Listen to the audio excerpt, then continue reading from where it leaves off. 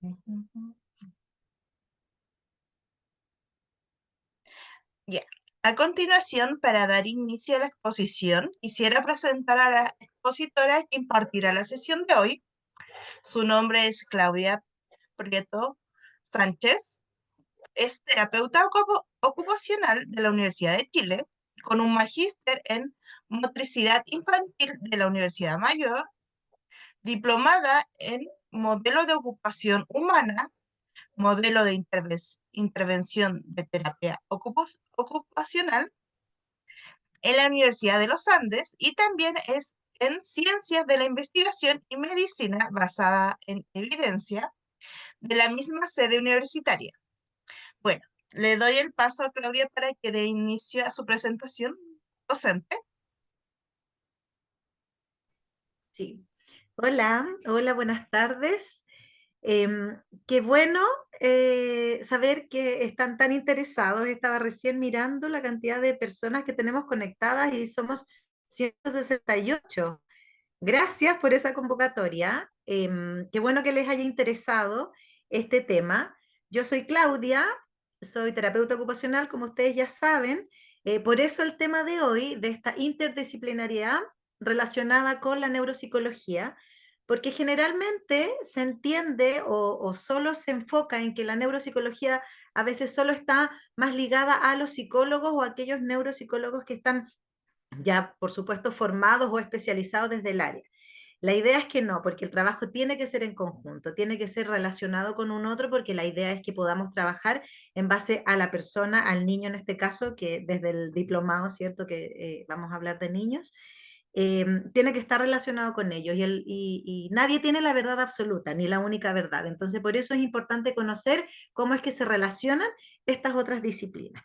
Por supuesto, yo hoy día les vengo a mostrar un barrido de toda esta información, una pincelada de lo que se trata, porque la idea es motivarlos para que ustedes después se inscriban ya en este diplomado que estamos hoy día ofreciendo y que ahí Ruth decía también que se va a entregar este beneficio, este premio, en el fondo esta beca del 100% creo del diplomado. Así que espero que tengan la mejor suerte y éxito del mundo para alguno de ustedes y que se pueda conseguir ese premio. Ya, partimos. Hoy día entonces hablamos, voy a compartir aquí pantalla. Vamos a hablar entonces acerca de esta, este tema tan para nosotros todos, ¿cierto? Tan interesante. Por eso estamos acá. Ya. Entonces, perspectiva interdisciplinaria de la evaluación neuropsicológica. Como ya les comenté, la idea es entender cómo es que se relacionan todos los profesionales, porque generalmente cuando se solicita una evaluación neuropsicológica, algo está pasando en esa persona, en este caso en el niño o en la niña, que estos papás probablemente se notan preocupados porque el niño no responde como se supone que tiene que responder. O el profesor encuentra que algo está pasando desde lo académico, que el niño no está rindiendo como tiene que rendir, y así, etcétera, dependiendo de los contextos en donde se mueva, ¿cierto?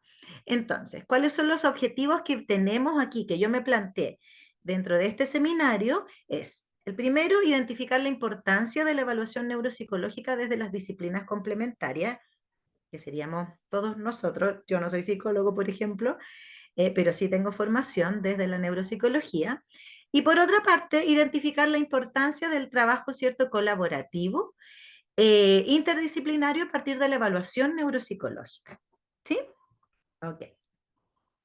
Entonces, como tenemos que entender en qué contexto nos estamos moviendo, lo primero es saber qué se entiende a grandes rasgos o en términos muy, muy generales, qué es una evaluación neuropsicológica.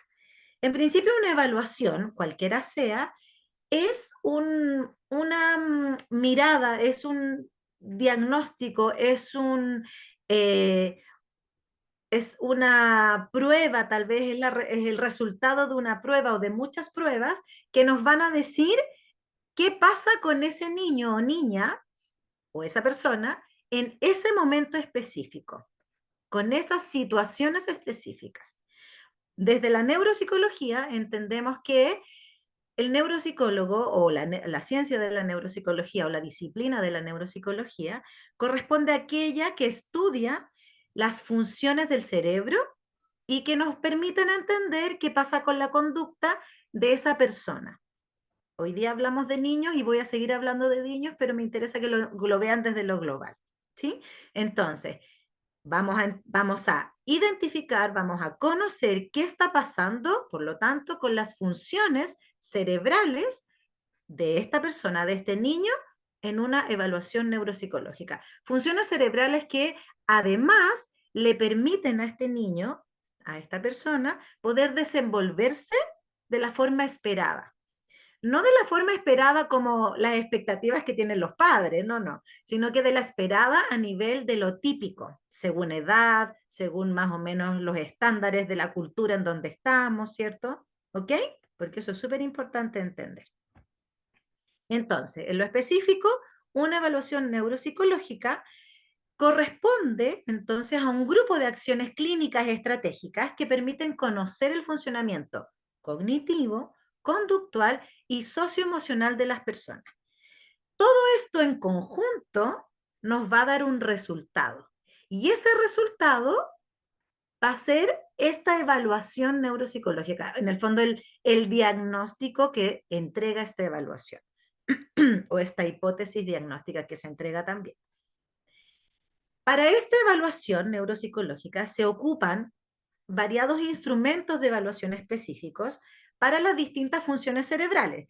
Dentro de las funciones cerebrales evaluadas o consideradas está, por supuesto, la atención, la memoria, lenguaje, ¿cierto?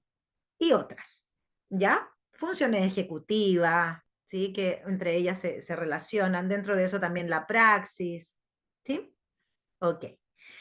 Luego de entender que se aplican diferentes instrumentos para identificar qué está pasando con la atención, qué está pasando con la memoria, y etcétera, existe entonces una apreciación, porque yo, después de hacer esa evaluación, entrego una apreciación clínica del desempeño de esa persona. O sea, ok, le aplico el instrumento, pero el instrumento es un elemento para realizar, que viene a sumar para realizar la evaluación. El otro elemento también es la apreciación clínica, también son mis observaciones. El niño se movió más, se movió menos, el niño se demoró más o se demoró menos, el niño puso caras extrañas cuando yo le estaba preguntando, el niño nunca me miró cuando le conversé o cuando le pregunté, por ejemplo. Y todo eso en su conjunto entrega ciertos resultados que nos van a venir a completar esta evaluación neuropsicológica. Entonces, ahora, entendiendo ya qué es lo macro de esta evaluación neuropsicológica, vamos a decir, bueno, quiénes son las personas que realizan estas evaluaciones neuropsicológicas. Ok, no puede ser cualquiera, por supuesto. No, porque estamos hablando de el funcionamiento cerebral. Estamos hablando de qué pasa que, o sea, no cualquiera puede venir a decir que las funciones cerebrales del lenguaje, la memoria, atención y etcétera, están o no están impactadas. Alguien que haya estudiado específicamente estas funciones cerebrales y las otras va a poder decir esta impresión diagnóstica, ¿cierto? Bueno, en general son los psicólogos en su mayoría. ¿Por qué? Porque claramente tienen dentro de su formación y les interesa todo lo que tiene que ver con el funcionamiento cerebral y los que se dedican a esto también. Pero también otros profesionales con formación especializada y certificada en neuropsicología. Todos aquellos profesionales, sobre todo profesionales del área de la salud en general, mayoritariamente los psicólogos, pero también hoy día sabemos que existe una gran cantidad de otras disciplinas desde el área de la salud que les gusta mucho este tema, entonces claramente reciben esta formación especializada. Los psicólogos y estos otros profesionales reciben esta información especializada y certificada que les avala para poder entregar y poder efectuar estas evaluaciones neuropsicológicas. ¿Ya? Entonces, por lo tanto, es una preparación de postítulo. No es en el pregrado, es de postítulo, ¿sí? O sea, hay que invertir en esto. Ok. Entonces, ¿qué pasa con las disciplinas complementarias? ¿Para qué entonces, si este psicólogo o este profesional del área de la salud y muchas veces también incluso del área de la educación, ok, si ya saben el funcionamiento del cerebro, si ya saben aplicar estos instrumentos, ya pueden hacer esta evaluación neuropsicológica? Entonces, ¿qué pasa con las disciplinas complementarias? Chao, ¿me olvido? No, la verdad es que no. La verdad es que vamos a considerar todas aquellas disciplinas que van a colaborar con la entrega de información al neuropsicólogo para entender este desempeño del niño o de la persona, ¿cierto?, en los distintos contextos de participación. Estos chiquillas, queridos asistentes, eh, la verdad es que esto es lo ideal. Ojalá, a mí me interesa mucho que a ustedes que están recién incorporándose dentro de estos caminos, les quede súper plasmado, porque en la medida que el neuropsicólogo tenga mayor posibilidad de comunicación con otros profesionales que trabajan con ese niño o que trabajan con esa persona con la que yo me tengo que enfrentar a evaluar, va a ser mucho más fácil poder entender qué le está pasando a esa persona. Porque resulta que una evaluación se hace en un momento específico.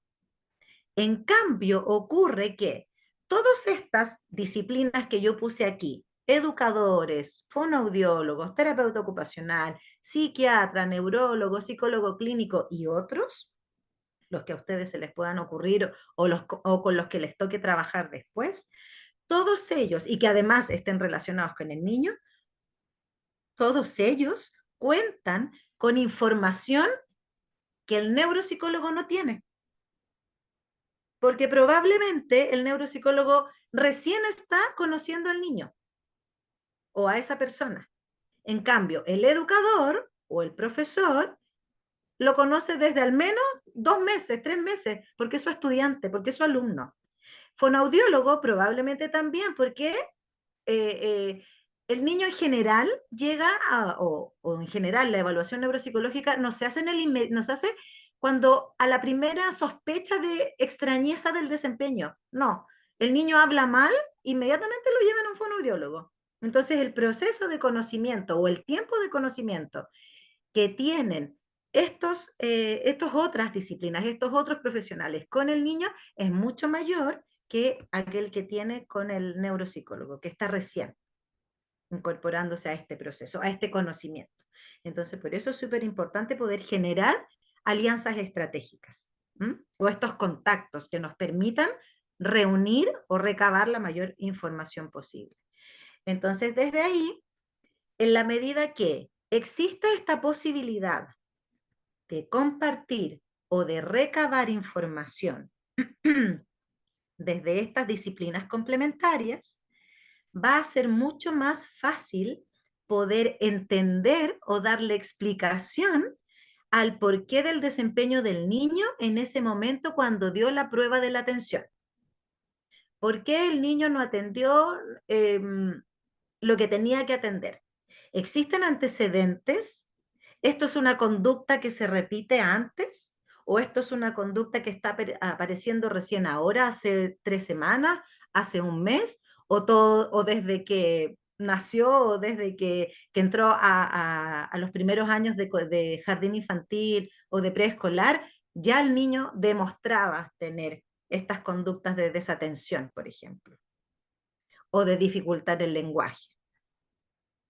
¿Sí? Porque también tenemos que entender que un proceso de evaluación, de una evaluación neuropsicológica, es una cosa difícil, no es algo fácil. Es llegar, pensemos en la realidad, ¿dónde ocurre esto?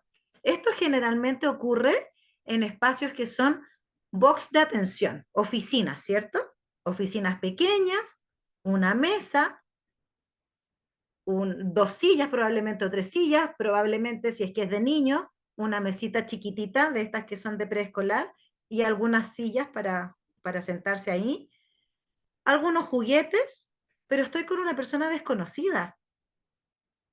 Y cuando uno se enfrenta a una situación nueva y súmenle a una persona desconocida que además me está preguntando cosas raras o cosas muy extrañas, claramente mi desempeño dentro de esa evaluación no va a ser el mejor, entre comillas, porque yo voy a estar nervioso, porque voy a querer dar lo mejor de mí, pero aún así no lo voy a conseguir porque me va a jugar en contra esta novedad. Entonces, por eso es importante que ojalá a ustedes que ya les está motivando este aprendizaje, poder considerar estas disciplinas complementarias en las donde el niño también se desempeña, el niño también se desenvuelve, ¿sí? Entonces, de esa manera vamos a poder comprender que, ok, el niño hoy día no me respondió así, tal vez mientras jugaba no logró entender la instrucción, pero a lo mejor fue porque claramente estaba nervioso, porque en la segunda sesión el niño fue otro y jugó y a lo mejor inmediatamente me conversó al principio.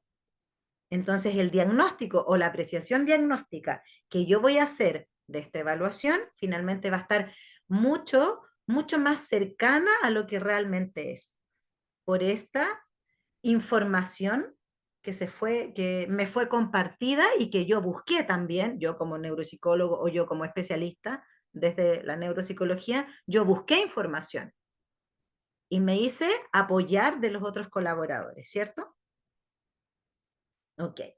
Entonces, los resultados de esta evaluación neuropsicológica van a entregar características que nos van a demostrar o nos van a permitir entender qué pasa con el niño, pero también nos van a permitir ofrecer diversas sugerencias o alternativas eh, adecuaciones que podemos hacer para resolver esas dificultades, ¿cierto? Esas dificultades con las que yo me encontré. Evidentemente es súper importante y yo no lo puse acá porque no era el fin de la charla, pero sí es importante considerarlo. En una evaluación no siempre tiene o no exclusivamente tienen que ir las cosas negativas o las dificultades o las debilidades de los niños o de las personas. Al contrario, tienen que ir las fortalezas también y sobre todo las fortalezas, porque desde las fortalezas yo como especialista, me puedo tomar de aquellas fortalezas para luego poder trabajar y realizar diferentes acciones desde el proceso terapéutico, porque esa es la fortaleza. Y desde ahí yo supero mi debilidad o supero el desafío y me enfrento a cosas nuevas. ¿Sí? Eso como un paréntesis, ¿ya? Entonces, ya, comprendiendo que tenemos la retroalimentación, conseguimos información de otros profesionales, y me da una mayor amplitud para entender el desempeño, ok, yo hoy día, posterior a la al finalizar la evaluación, entrego sugerencias.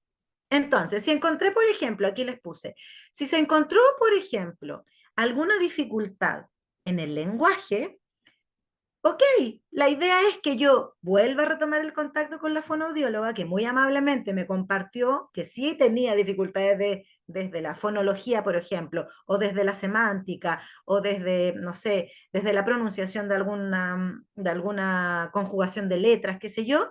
La idea es confirmar, sí, mira, apareció esto también, tal vez podríamos trabajar en conjunto, yo te doy ciertas instancias, ciertas ideas, dime qué te parece, ¿es posible de ejecutar esas ideas en el contexto en donde tú estás?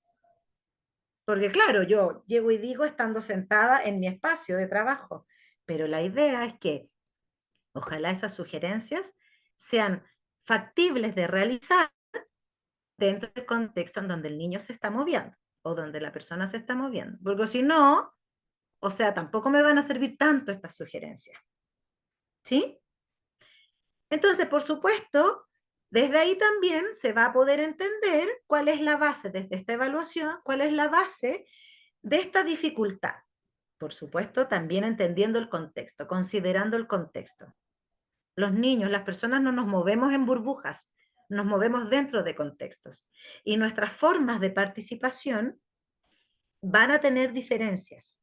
Yo hoy día me comporto de una manera porque estoy siendo la docente, la relatora que les está entregando esta información, y ustedes hoy día les toca estar en otra actitud porque ustedes tal vez hoy día les toca ser los estudiantes de esta relatoría. ¿Se fijan? Probablemente a ustedes en algún minuto también les ha tocado estar en mi lugar y han tenido que tomar otro rol u otras actitudes, ¿cierto? Entonces, por eso es tan importante considerar el contexto también, ¿sí? Un contexto ojalá lo más cercano y lo más real. Por lo tanto, y siguiendo en la misma línea, porque eso es lo que nos convoca hoy día, la colaboración interdisciplinaria pasa a tomar un rol fundamental dentro del proceso terapéutico entregado al niño. Ujú. Ya lo hemos conversado, ¿cierto? O ya lo hemos manifestado. La evaluación neuropsicológica, claro, el resultado, cuando ya se aplicaron todos los instrumentos, todas las pruebas, yo ya me senté frente al computador, hice los análisis, escribí, qué sé yo, saqué los puntajes y pucha, tanta energía que le puse al asunto, eso me va a permitir a mí, ahora como colaborador, ¿sí? Como colaborador desde la disciplina complementaria, me va a permitir con informe en mano decir, a ver, yo Claudia, yo terapeuta ocupacional, que llevo 3 meses trabajando con este pequeñito, me entregaron este informe del neuropsicólogo. ¿Será que parece que tengo que cambiar a lo mejor algunos objetivos? Mis objetivos no están en concordancia porque la neuropsicóloga o el neuropsicólogo encontró otras cosas. O por otro lado, qué raro lo que encontró la neuropsicóloga, conmigo nunca ha pasado eso. ¿Se fijan? En el fondo, esta evaluación neuropsicológica me permite a mí, como colaborador desde la disciplina complementaria, me permite revisar y cuestionar el proceso terapéutico que yo estoy llevando a cabo. Porque en el fondo es una evaluación, es un resultado objetivo. Se sacan números, evidentemente también hay esta impresión diagnóstica que ya lo conversamos antes, ¿cierto? En el análisis del desempeño. Pero me permite revisar y cuestionar. ¿Voy bien? ¿Es este el camino que debo seguir? ¿O mejor me cambio de camino y mejor converso más con, no sé, con la educadora, porque parece que la educadora más tiene que ver con las cosas que le están pasando al niño y yo tal vez le voy aportando? Y yo no soy como la que comanda el proceso terapéutico, por decirlo de alguna manera.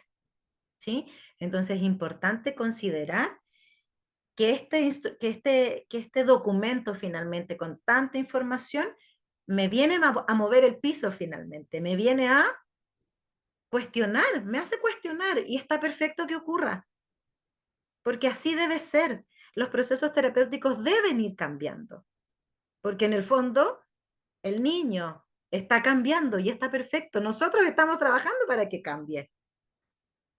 Entonces, lo que yo en un principio pensé, ok, hoy día me detengo, lo contrasto y digo, sí, voy súper bien.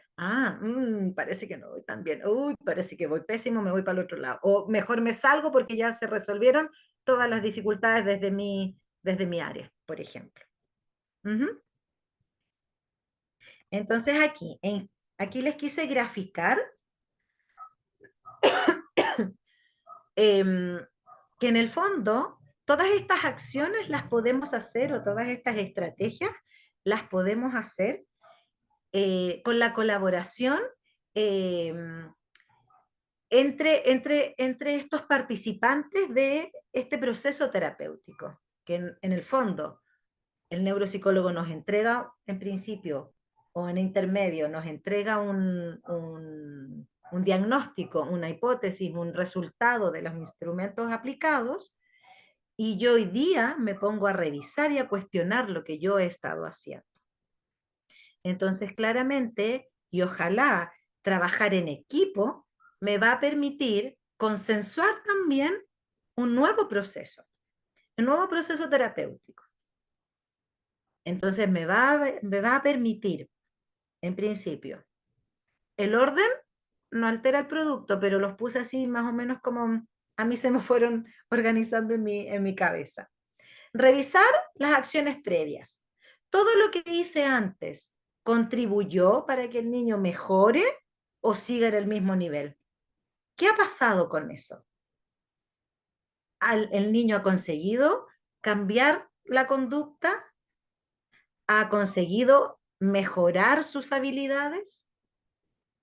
¿O en el fondo seguimos igual? O ojalá que no, bajamos. Ahora, si bajamos, igual tenemos que atender qué pasó, ¿ah? Entendiendo que los contextos y las situaciones son diversas, pero también tenemos que ver qué pasó, ¿cierto? Ok, eso con las acciones previas, con todo lo que yo anteriormente hice. Luego, ajustar acciones futuras. O sea, en función de este plan o este proceso terapéutico que yo me proyecté, desde un principio yo digo, entonces, si es que esto se me está mostrando aquí, si es que la atención no ha mejorado, si es que la memoria sigue estando débil, si es que requiere muchos apoyos, tal vez tengo que ajustar mis acciones y disminuir la cantidad o a lo mejor la complejidad de la actividad y la disminuyo. ¿Será que yo la tengo que disminuir o será que mi colaborador la tiene que disminuir? ¿Será que tal vez el tiempo tendrá que cambiar y tengo que apurarme más?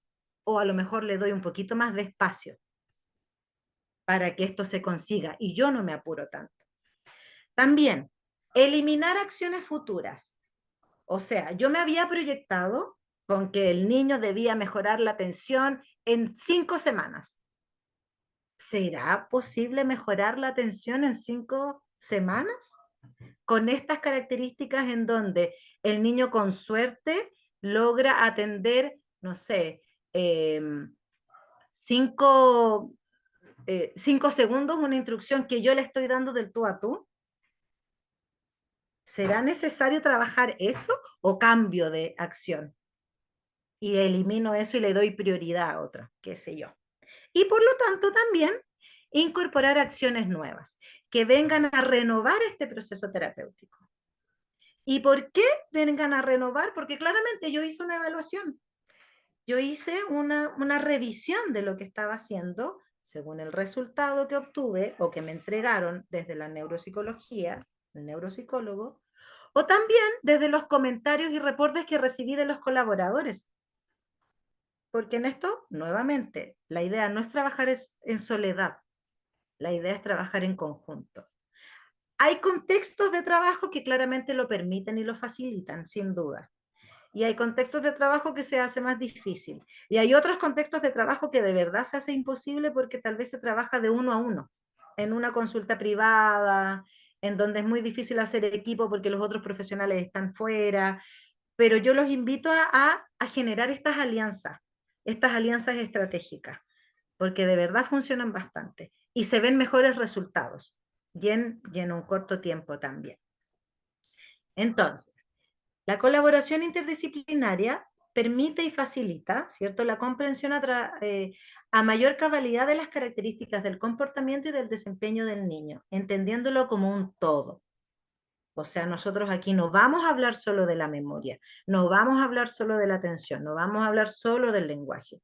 Vamos a hablar de Pepito, que vive en, no sé, en Perú, por ejemplo, ya que habían tantas personas peruanas, de Perú, y que claramente él tiene una cultura que es distinta, por lo tanto yo tengo que entender a Pedrito, a lo mejor con estas dificultades de memoria, en la cultura de Perú, que a lo mejor va a ser bien distinta a Juanito, que también tiene dificultades con la memoria, pero que vive en, no sé, en Villarrica, como ahí leí que había un participante.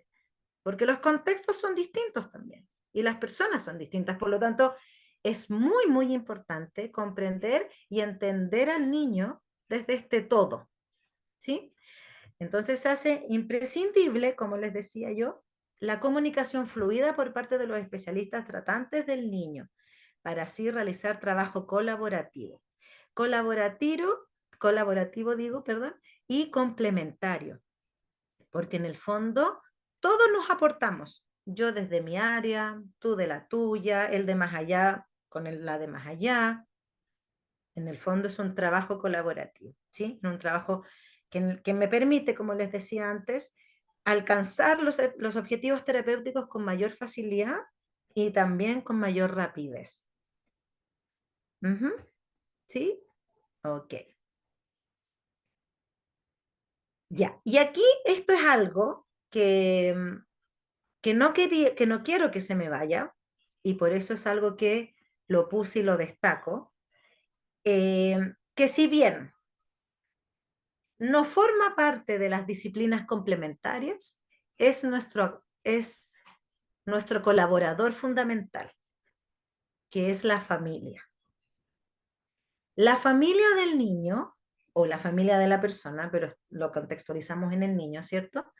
La familia del niño o de la niña, por supuesto que tiene que ser el colaborador o el actor fundamental, aparte del niño o la niña, de este proceso, de esta intención de querer trabajar en conjunto, porque en el fondo son ellos, esta familia, como sea, donde sea que esté, con las características que tenga, son ellos quienes están la mayor cantidad del tiempo con este pequeñito. Y son ellos quienes van a identificar en el día a día, en la vida diaria, si es que estas acciones colaborativas resultantes de este trabajo que hemos intencionado durante todos estos momentos o todos estos minutos en que yo les he estado hablando, si estas estrategias están siendo efectivas o no. Porque en el fondo yo eso es lo que quiero. Yo no quiero que el pequeñito con el que trabaje mejore la pronunciación no sé, de la palabra plato y no diga piato, mientras está sentado conmigo desde la fonoaudiología. Perdón si es que hay fonoaudiólogos y digo acá cosas que no corresponden, pero voy a hablar desde los ejemplos sencillos. A mí no me interesa que diga piato o sea, que diga plato sentado conmigo y que luego cuando le toque decir, mamá, dame mi piato de comida, no haya dicho plato, si se supone que lo decía. No, a mí me interesa que el aprendizaje salga de estas cuatro paredes desde la consulta, ¿cierto? Salga o del colegio, salga, porque de esa forma sí hay aprendizaje, porque ahí sí se transfiere lo que yo aprendí.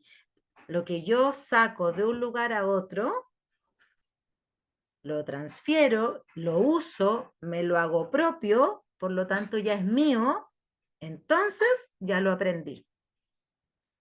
Si yo lo dejo solo en el lugar donde lo trabajo, por ejemplo, en vez de decir piato, diga plato, piato, plato, qué sé yo, y lo dejo solo con la fonoaudióloga, no me sirve. Yo necesito que eso salga, ¿cierto? Que salga hacia afuera, a otros contextos, que lo use en la vida diaria, que lo use relacionado con la familia, que lo use cuando tenga que comer y pedir comida en su plato y no en su piato. Entonces, por supuesto, esta colaboración va a permitir entregar un apoyo y un enfoque integral hacia el niño, hacia la niña. Y esto nos va a dar la posibilidad, sin duda, de trabajar en todas las áreas del desarrollo. O sea, que todo el desarrollo, que ya sabemos que son varias áreas, ¿cierto? Al menos cinco, la emocional, la cognitiva, la sensorial, la motriz y la emocional. ¿Lo dije? ¿Sí? Ya, dije las cinco al menos. Ok. La idea es que el niño em, tenga las posibilidades de trabajar dentro de todas estas áreas del desarrollo, porque de esa manera le estoy dando más y mejores oportunidades para avanzar en su crecimiento y para avanzar desde la independencia y desde la autonomía. En el ejemplo del piato, si es que el niño, ok, cuando son pequeñitos y dicen piato, es una dulzura. A nosotros nos gusta escuchar eso. Pero si a los 7 años sigue diciendo piato y a los 12 años sigue diciendo piato, es muy extraño y va a ser muy raro para sus compañeros o para su grupo etario similar escucharlo decir piato y él se va a ofender y él se va a avergonzar.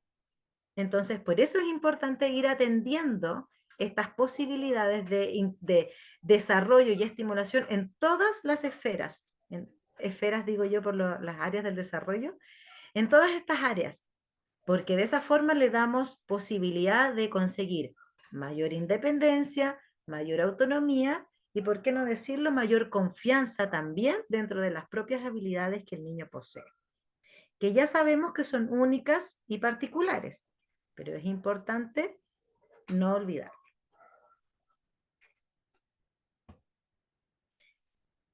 Entonces, eh, volviendo atrás en esta situación familiar, ¿cierto? El niño va a tener la posibilidad de, en función de las oportunidades que le entrega la familia, sin duda, va a tener la posibilidad de desenvolverse en distintos contextos en donde le toque participar. Por lo tanto, eso hace importante identificar en qué contextos el niño hace o no hace qué comportamiento. Porque desde ahí yo voy a poder entender qué puedo abordar desde mi disciplina. ¿Sí? ¿Qué puedo atender o cómo puedo apoyar el proceso terapéutico desde mi disciplina? Ahora, mi disciplina, yo soy terapeuta ocupacional, evidentemente trabaja con todas las acciones desde la ocupación, todo el desempeño, las actividades de la vida diaria, y para mí me es mucho más fácil entender este contexto, por ejemplo, contexto doméstico o contexto colegio, que son los contextos más típicos que pasan por parte del niño. Pero es importante también considerar que existe este contexto de consulta clínica, si es que el niño asiste periódicamente o de forma frecuente a, a este contexto de participación. Entonces ahí se vuelve a demostrar la importancia de realizar este trabajo colaborativo, porque resulta que a lo mejor el niño en ese colegio, probablemente el niño en ese colegio, no se involucre solamente con un profesor o con una asistente de apoyo en sala o con, no sé, o con un solo compañerito. Probablemente va a tener más compañeros, va a tener más profesores, va a tener más personal de apoyo o personal administrativo, que es importante saber qué pueda estar ocurriendo y cómo está interactuando este niño con estos diferentes personajes que aparecen en cada uno de esos contextos. Me es importante comentar en este minuto, en este punto, que puede resultar un poco utópico lo que le estoy comentando, ¿sí? Momento que se me está apagando la batería. Tal vez puede resultar un poco utópico lo que yo les comento, pero me es importante comentarlo porque en la medida que más lo tengamos en consideración, en la medida que más lo tengamos aquí presente, lo vamos a poder involucrar, nos vamos a poder involucrar nosotros en estos ambientes o con estos otros colaboradores de trabajo. ¿Sí? Entonces, ya vamos haciendo el cierre para dar el paso a una serie de preguntas que ojalá puedan haber hartas y si no, bueno, qué bueno porque fue lo suficientemente clara. La evaluación neuropsicológica entonces nos entrega un parámetro, perdón, para comprender el desempeño del niño, ¿cierto? Ok, nos entrega un resultado de aplicación de ciertos instrumentos de evaluación que me van a venir a decir qué cosa le está pasando al niño en ese momento, en esa circunstancia, y con estas funciones a las que evalué. Esta evaluación también se hace más completa al considerar las observaciones desde otras disciplinas. ¿Qué quiere decir eso? Que, por supuesto, la evaluación neuropsicológica lo hace un profesional especialista. Ok. Pero para que esta evaluación sea lo más completa posible, es importante considerar las otras disciplinas con las que se desenvuelve el niño. El trabajo colaborativo, entonces, también entre los profesionales que trabajan con el niño, permite tener un panorama más completo respecto del desempeño del niño, sin duda. Porque aquí podemos entender qué está pasando con el niño, no sé, con la fonoaudióloga, con el educador, con el médico, con el psiquiatra. Mire, no hablé en específico de los médicos, pero es importante poder entender por qué, por ejemplo, el médico al que le corresponda le dio tal o cual medicamento y en qué dosis o en qué periodicidad del día al niño, porque él tiene una impresión y porque él, en función de su experiencia, probablemente eligió esos medicamentos distribuidos de esa manera a lo largo del día, o en la mañana o en la tarde, qué sé yo, como sea, porque le han dado resultado. Pero ¿qué pasa si a Pepito no le está dando el mismo resultado? ¿Cómo se va a enterar él?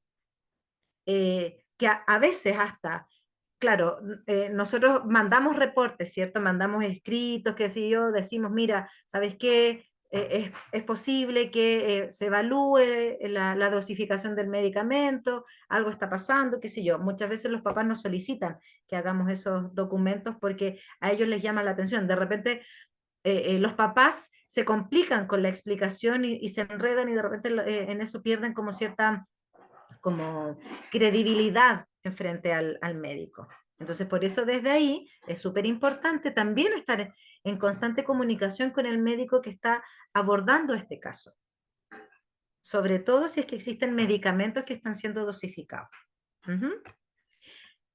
Otra de las conclusiones, la evaluación neuropsicológica ofrece una oportunidad de cuestionar el proceso terapéutico, sin duda. Sin duda, sin duda, porque yo digo, pongo banderitas de alerta. A ver, el neuropsicólogo vio lo mismo que yo estoy mirando, ¿cierto? O está mirando otra cosa, nada que ver, y yo nunca me di cuenta. O voy a tener que fijar, no pasó, eso no ha pasado conmigo, o capaz que esté pasando y yo lo estoy dejando pasar por alto, ¿se fijan? Entonces, por supuesto que todo esto me va a generar a mí la oportunidad para entregar o generar o crear unas nuevas adecuaciones. Es fundamental entonces también considerar a la familia dentro de los colaboradores quienes entregan información del día a día del niño. ¿Por qué? Porque son ellos los que finalmente van a tener eh, eh, como la conclusión final, valga la redundancia, respecto de qué está pasando con todo este proceso. Son ellos los que están. El 80% del día del niño, o 70%, o 90%, bueno, o 100%, depende de la edad del niño, ¿cierto? Depende también de la escolaridad. Entonces, no olvidar además que el niño participa en distintos contextos, ¿cierto? Durante el día que pueden impactar de alguna u otra forma en su comportamiento. Claro, cuando uno hace una evaluación y la evaluación es justo después de, no sé, después de venir de jugar a la pelota, por ejemplo, que el niño viene después del taller de fútbol y viene justo a la evaluación, probablemente esa evaluación va a salir un poco más descendida, porque el niño está cansado, porque el niño ya no tiene la misma energía que antes. No porque no tenga las habilidades, no porque no tenga las capacidades, sino porque la energía del día de ese niño ya se le está agotando. La entregó toda en el fútbol. Entonces, cuidado también con eso, identificar en qué momento del día podría ser más propicio para poder generar esta evaluación. Ujú. Entonces, el momento de preguntas. Ruth, ¿tú me ayudas? Hay una pregunta, pero no sé si ya la había leído. No, no, no, sabes que no leí nada del chat. Si quieres, ¿me ayudas tú? Ya, pero primero la de Alexandra que Levanto la sobre mano. Alexandra, te doy el pase para hablar. Hola, ¿cómo estás, Claudia? Hola, hola Alexandra. Hola, mira, mi duda era la siguiente, o más que nada una orientación desde tu experiencia. ¿Qué ocurre cuando, por ejemplo, tenemos un contexto familiar más complejo, donde hay más factores de riesgo que protectores? ¿Cómo tu experiencia te ha ayudado a abordar esas situaciones? Porque al menos yo estoy enfocada en el diagnóstico y evaluación de autismo, entonces me pasa mucho que me enfrento a familias que no tienen muchos factores protectores hacia el niño. Entonces, más que nada, desde tu experiencia, ¿cómo abordas esa situación o cómo tú educas a los padres como para poder que sean un facilitador en este proceso? Mm, Sí, mira, muchas gracias por la pregunta, Alexandra. La verdad es que es un contexto bastante difícil cuando las familias son familias de vulnerabilidad o de alta vulnerabilidad. En principio porque claramente no tienen los factores protectores que tú dices y que uno de ellos, el mayor, el más importante, diría yo, que es la educación, ¿cierto? Que ha sido el acceso a la educación para poder entender también qué le está pasando a su hijo.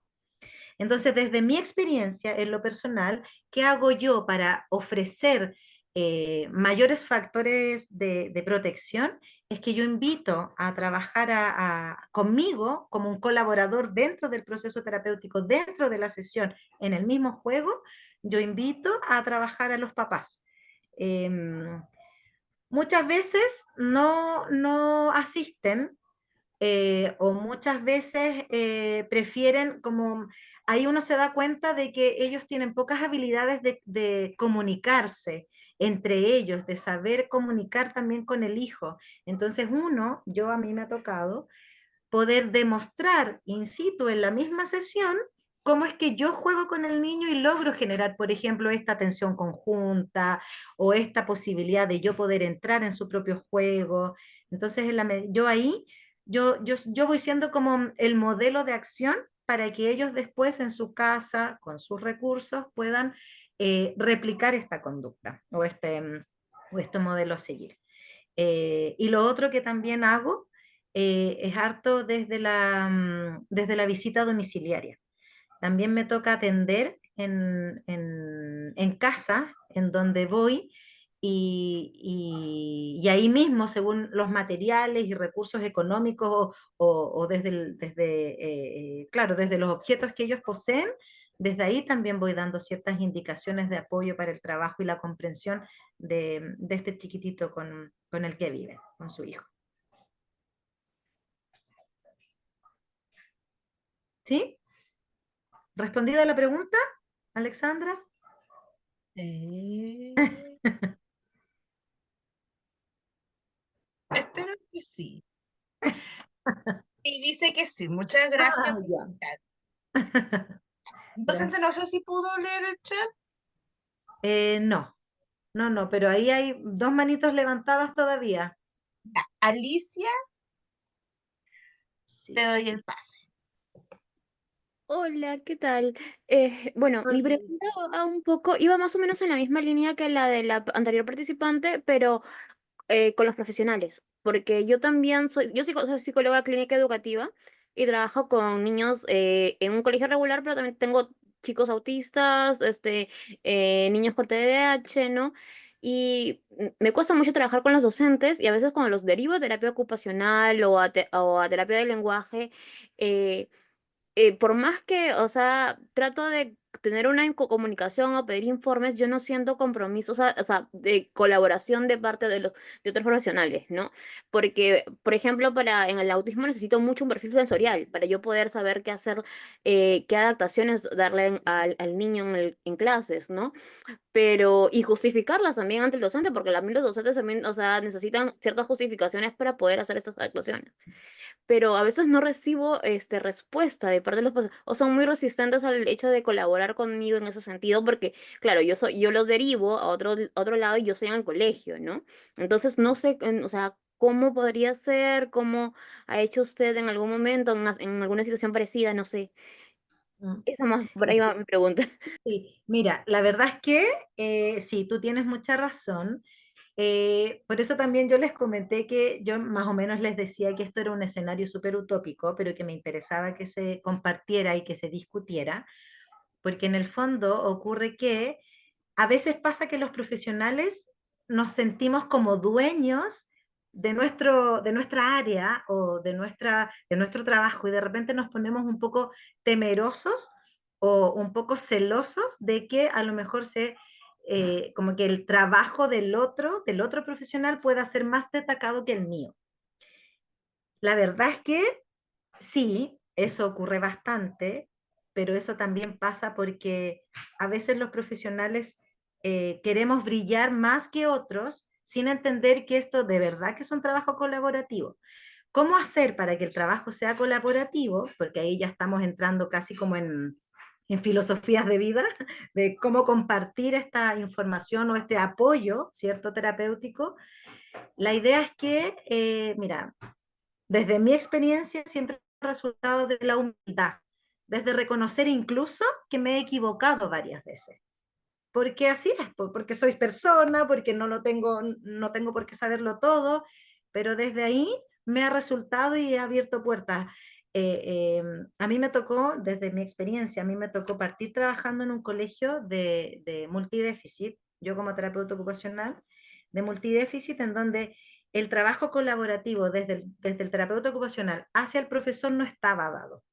Entonces a mí me tocó meterme en sala y a muchas veces las profesoras dueñas de esa sala, dueñas de ese curso, sentían una amenaza en mí, porque claramente yo iba a observarlas o a observar el trabajo que ellas hacían con los niños. Y la verdad es que, claro, yo lo observaba, pero yo no iba desde la crítica, yo iba desde, en principio, entender qué está pasando y luego poder entregar ciertas sugerencias para facilitarle incluso el trabajo a esa profesora. Entonces, tú desde tu rol como profesora, Alicia, se me ocurre que tal vez tú podrías invitar al otro profesional, ya que ellos no quieren compartir información, tú invítalos tal vez a que ellos vean dentro de tu espacio de trabajo, dentro de tu sala de clase, qué está pasando con algunos de los pequeñitos con los que trabajas. Y tal vez desde ahí se puede dar este trabajo más colaborativo, que no es fácil, es verdad que no es fácil, pero que se puede, se puede. Y cuando se consigue es maravilloso. Gracias, Alicia. Ya, y había una pregunta también de Francisca, Ruth. Espero haberte respondido, Alicia. Hola, buenas. Hola.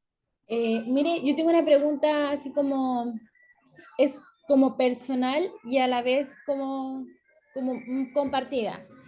Hijito, dame un ladito, por favor, que me adormito. ¿Cómo puedo abordar una situación en donde hay una relación disfuncional entre padres y no hay como una comunicación? Como profesional, que siempre está presente la mamá en todo ámbito, hasta el punto de que, no sé, muchas veces los especialistas te mandan a hacer tareas a la casa y uno los cumple, pero de la otra parte, que es el lado paterno, no se cumple y después se llega así como, no, es que yo hago esto, es que yo soy así y la mamá prácticamente tiene como la culpa de ciertas cosas. ¿Cómo se puede abordar con ese tipo de situaciones, ya que hay veces que es bastante compleja y genera muchas frustraciones por muchas partes? No, tanto como al profesional, yo creo, como a la persona y en sí a la familia, a la mamá, al hijo, pueden crearle muchas disputas. Mm, sí, Y eso no sí, ayuda eso, mucho al proceso del niño. sí, eso es un escenario súper complejo de abordar porque aquí tenemos dos contextos distintos que además son dos contextos importantes y de autoridad. Entonces, si es que esos dos contextos de personas con autoridad para la crianza del niño no están en acuerdo, es muy difícil poder avanzar. O sea, uno siente que avanza un paso y retrocede cinco, porque entre ellos se enojan y ya todo se va a las pailas o se echa a perder, pensando en las personas que son extranjeras. Entonces, la verdad es que es un escenario muy, muy complejo.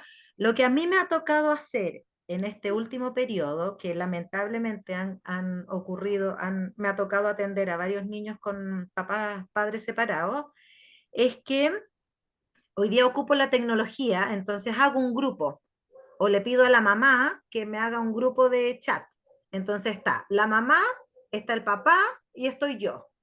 Entonces ahí, en ese chat, yo voy haciendo el reporte de las acciones que he hecho con el niño y de las tareas, entre comillas, que les doy o las responsabilidades que les doy a cada uno de los padres.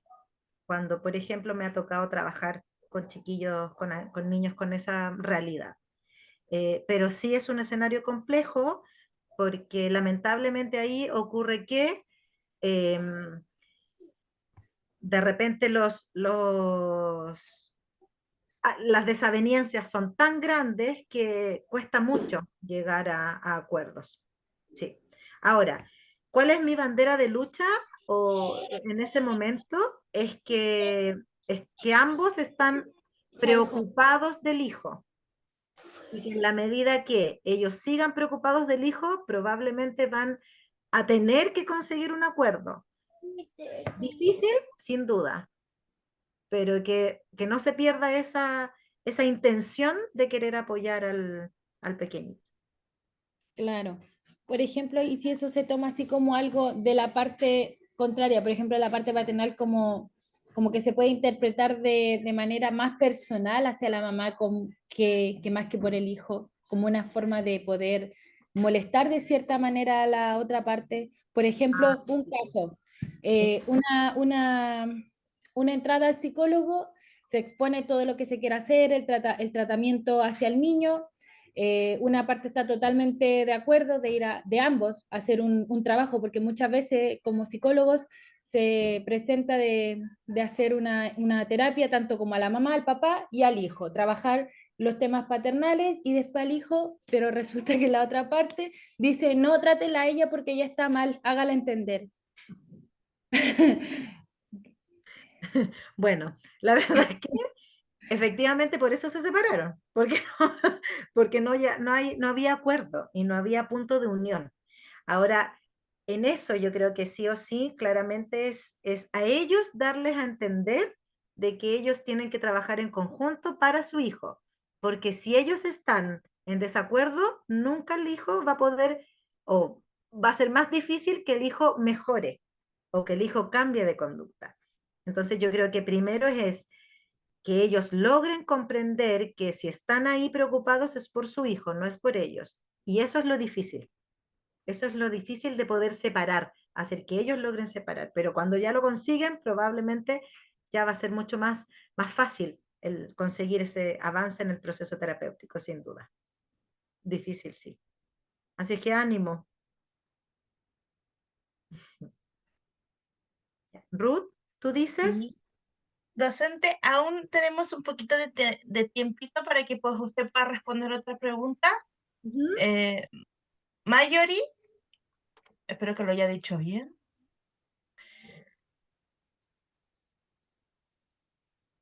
Mayori, ya te di el tiempo. Ahí Sí, sí. hola, ¿me escucha?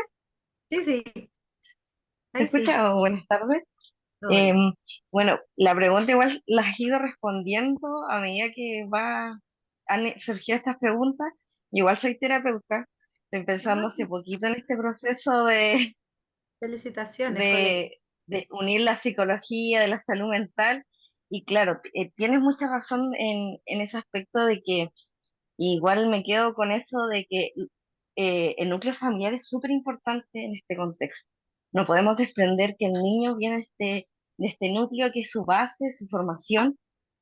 Entonces, sí me ha tocado ver como que de repente, más que em, las, los desafíos que se encuentran en los niños, en aspectos de atención, de tolerancia a la frustración, vienen detrás padres que vienen con estas mismas conductas. Entonces igual de repente es como chuta. Sí lo trabajo con el niño sí lo trabaja en la casa, pero se visualiza que es la familia la base principal y con la cual uno también tiene que ir trabajando. Me cuesta así un poco el entrarme o que los papás no se sientan amenazados con una cuando entra con estos temas diciendo, sí, su hijo tiene desafíos y obviamente yo trato, como tú dices, de recalcar las fortalezas de los niños, pero igual los padres como que están a la defensiva de que ellos esperan de que vayan a la consulta a resolver lo que tiene el niño. El niño tiene que resolver eso y aíslan que el niño tiene diferentes contextos. Entonces, como que puedas dar un poquito tu perspectiva ahí, algunos tips, Sí. cómo has ido abordando esta temática. Mira, ¿sabes qué? Es súper importante que uno también lo va aprendiendo con la experiencia, que cuando uno se enfrenta, porque uno como que a veces antes de que llegue la familia, uno ya como que huele ciertas cosas, uno ya comprende desde el discurso, desde cómo se comunican contigo o desde cómo solicitan el apoyo, uno ya empieza a entender un poco esta dinámica. Entonces, es importante que durante las primeras veces o los primeros encuentros, las primeras sesiones que tú puedas tener con el niño y con los papás, la idea es encuadrar esta situación y enmarcar, en el fondo, mencionar constantemente que el avance del niño va a depender del compromiso que ellos tengan para replicar estas acciones en la casa, donde sea que sea la casa y como sea que sea la casa y con quien sea que sea la casa, ya sea casa de papá, ya sea casa de mamá o casa de papás juntos, pero igualmente no tan juntos, eh, porque de esa forma se hace evidente o se va, de alguna manera se les va quedando dentro del incluso consciente, subconsciente, inconsciente, lo que sea, les va quedando este mensaje de que se necesita un trabajo colaborativo por parte del adulto responsable, pensando en que nosotros lo vemos, al pequeñito, nosotros lo vemos al menos una vez a la semana por 45, 50 minutos, media hora, no sé, tal vez hasta menos, qué sé yo, no sé, pero lo vemos una vez a la semana probablemente. No creo que hayan personas tan beneficiadas en que puedan ver más de una vez en la semana o máximo 2 veces a la semana a los niños. Entonces, es importante poner el escenario real con las expectativas que tienen ellos también. Entonces, en eso hacer visible. ¿Qué es lo que esperas tu papá, tu mamá, que se consiga en el proceso terapéutico o en lo que yo te pueda ayudar versus qué realmente se va a poder conseguir en este escenario? En este escenario en donde viene una vez, está tanta cantidad de minutos y además yo necesito la colaboración de ustedes. ¿Cuento con la colaboración de ustedes o no? Plantearlo así, abierta, tranquila y honestamente, porque de esa forma tú le das contexto también. ¿Qué es lo que se tiene que hacer y qué es lo que tú esperas de ellos? No solo lo que ellos esperan de ti, porque generalmente parten, yo quiero que mejore esto, que haga esto, que este es el problema, no sé qué, ok, tú lo recibes, lo acoges, pero también, ok, tú quieres mejorar la atención o tú quieres mejorar, no sé, la forma como establece relación social con otros, pero ¿qué está pasando en la casa? Tú puedes llevar una conversación tranquila con él cuando, por ejemplo, no sé, le estás preguntando acerca de cómo le ha ido en el colegio. ¿Qué pasa con eso? Entonces también ahí es importante tomar las expectativas de ellos, pero también enfrentar que cuál es la realidad en la que nos estamos moviendo. ¿Mm? ¿Sí? Espero haber respondido, Marjorie, o haberte dado tips que estabas comentando. Ruth. Ya. Docente, si usted quiere, tengo 5 minutos para darle más. Si usted quiere responder otra. Ya, pensemos en, o sea, en estas dos preguntas, el de que están las manitos levantadas, Nicole y Matías. Y Ya. ahí terminamos. Nicole, rapidito la pregunta. Así también Matías puede hacerla. Hola, buenas. Mi nombre es Nicole, soy terapeuta ocupacional y tengo una pregunta que creo que la había escrito en el chat, que es desde el marco de la evaluación neuropsicológica, ¿cuáles son los enfoques y adaptaciones necesarios para abordar de manera efectiva el proceso de evaluación de personas con discapacidad intelectual, considerando sus características y necesidades específicas? Ya, mira, lo que pasa es que las evaluaciones que son estandarizadas desde las que usan las neuropsicología son tan estandarizadas que no necesariamente tienen ciertas adecuaciones, ¿ya? Entonces, no todas pueden ser aplicadas y cuando son aplicadas, generalmente los puntajes salen bastante descendidos. Entonces, la verdad es que, más que, sobre todo cuando existe una deficiencia intelectual que puede ser severa o profunda, por ejemplo, o desde lo moderado hasta severo profundo, eh, más que la aplicación del propio instrumento como tal, es mejor la apreciación diagnóstica desde el desempeño, desde la evaluación observacional, desde lo cualitativo de cómo es que se enfrenta a esa prueba, de cómo es que puede buscar formas de comunicarse, buscar formas de resolver alguna dificultad o de enfrentar el desafío, porque de por sí la prueba probablemente le va a salir como resultado estandarizado, les va a salir bastante descendido.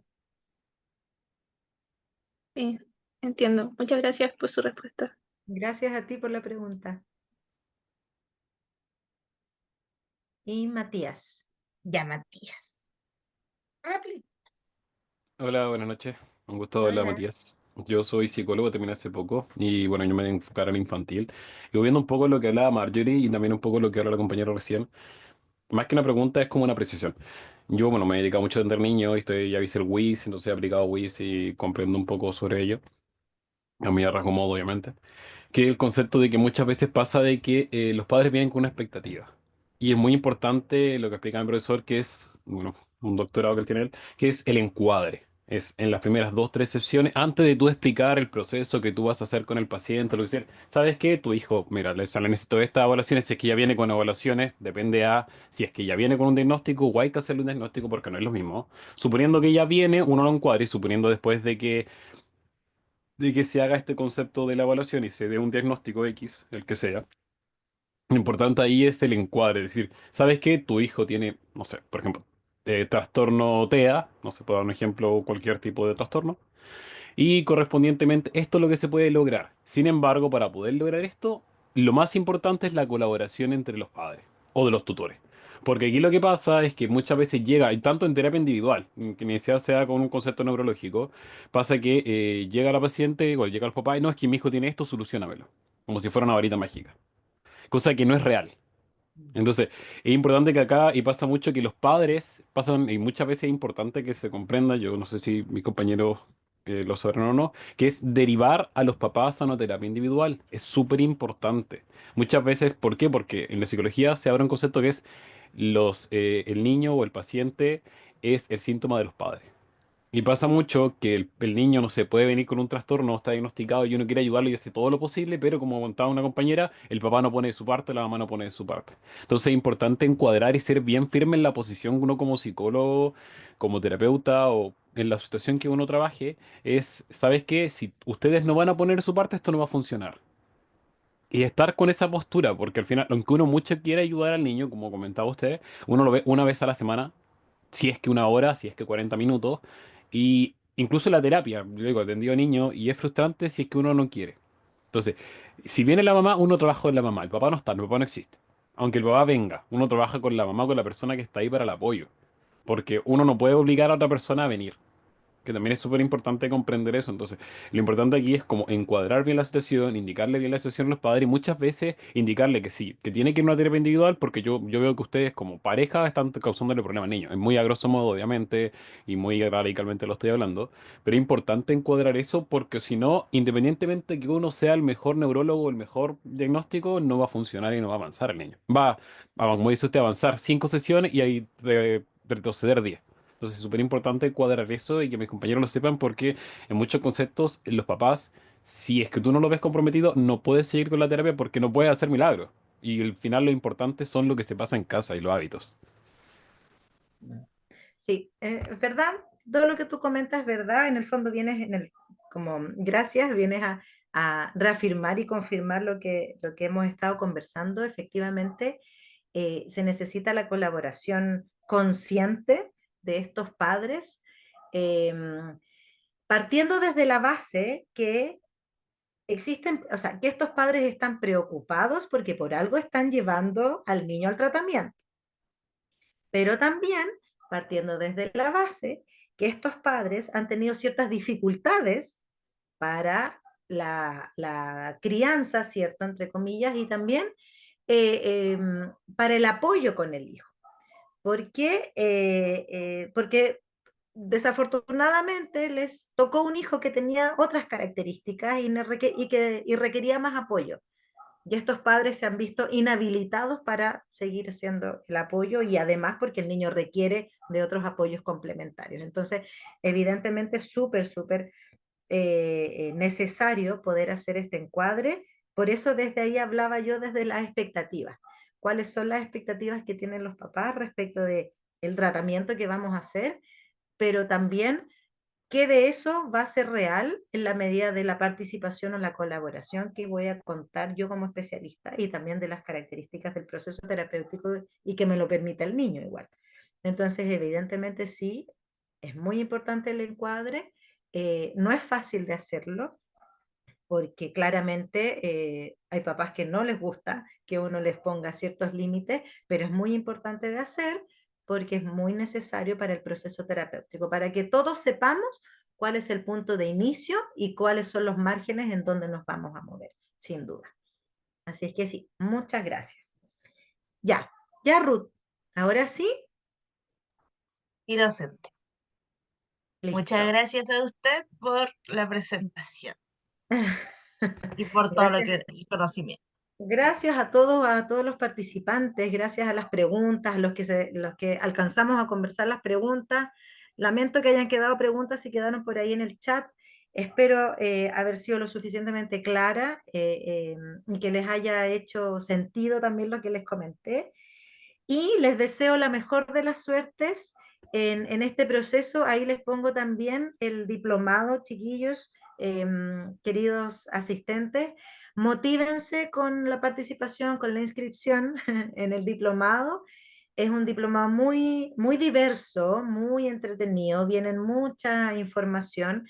A mí también me toca participar en este diplomado, voy a estar hablando del contexto del ambiente, cómo impacta en el desempeño, qué cosas considerar. Así es que si les gustó, si se quedaron motivados con alguna de las cosas que comenté, por supuesto los dejo súper invitados para que puedan participar y se puedan inscribir en este diplomado de especialización en neuropsicología clínica infantil que está dando ADIPA. Y que ojalá alguno se gane el premio y disfrutemos y los vea después. Ruth.